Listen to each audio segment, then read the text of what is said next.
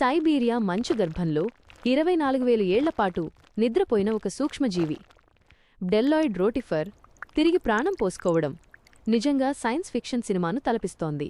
మీరు పంచుకున్న ఈ వార్తలోని ముఖ్యాంశాలను పరిశీలిస్తే ఇది జీవశాస్త్రంలో ఒక అద్భుతమైన మైలురాయిగా కనిపిస్తోంది. ఈ సంఘటనకు సంబంధించిన కీలక అంశాలు ఇక్కడ ఉన్నాయి. ఆ అద్భుత జీవి పేరు బెల్లాయిడ్ రోటిఫర్.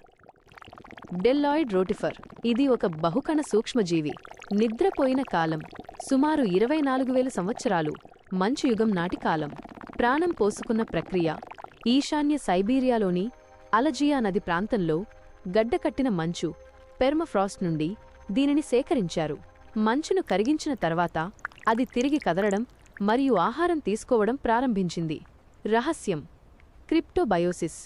కఠినమైన పరిస్థితులు ఎదురైనప్పుడు ఈ జీవులు తమ శరీరంలోని మెటబాలిజంను పూర్తిగా ఆపేస్తాయి. దీనినే క్రిప్టోబయోసిస్ అంటారు. ఈ స్థితిలో అవి వేల ఏళ్లపాటు చావకుండా ఉండగలవు. ప్రత్యేకత: ఈ జీవి మేల్కొన్న తర్వాత పార్థెనోజెనిసిస్ ద్వారా మగజీవి అవసరం లేకుండానే తన సంతానాన్ని వృద్ధి చేసింది. దీనివల్ల ఉపయోగం ఏంటి? శాస్త్రవేత్తలు ఇప్పుడు ఈ రోటిఫర్ల కణజాలాన్ని అధ్యయనం చేస్తున్నారు.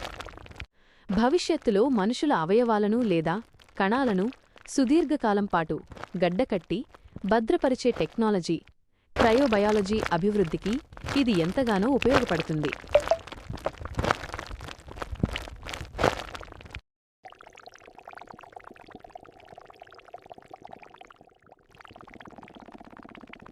ప్రకృతి తన ఒడిలో దాచుకున్న ఇటువంటి రహస్యాలు బయటపడినప్పుడు మనిషి మేధస్సుకి కూడా అందని విషయాలు ఇంకా ఎన్నో ఉన్నాయని అర్థమవుతుంది. If you like this video, please give it a thumbs up below, share it with your friends, and don't forget to subscribe to my channel. Thank you.